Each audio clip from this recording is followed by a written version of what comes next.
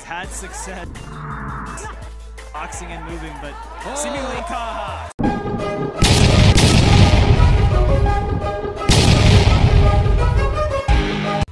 Isang madali ang boxing update mga idol sa ginanap na laban ni Jerwin Ancaha sa Japan.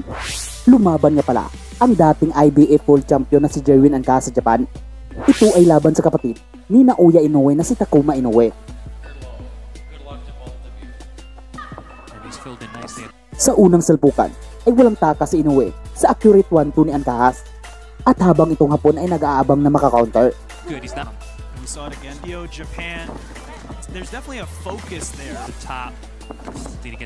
Dahil mas mahahaba ang galamay nitong si Ancaha, ay hindi nakakatakas ang hapon sa mahahabang lip strike nito.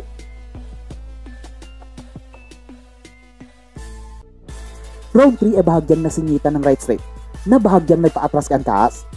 At dahil dito ay tumaas ang kumpiyansa ng hapon sa round na ito.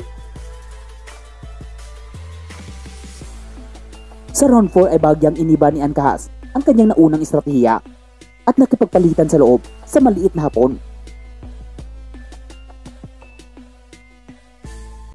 Sa round 5 ay dahil mabilis ang hapon, ay tinuon na lang ni Ancaha ang mga bomba sa katawan.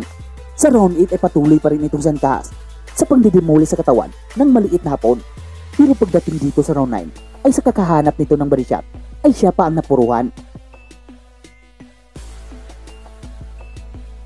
At natalo via knockout dito sa round 9.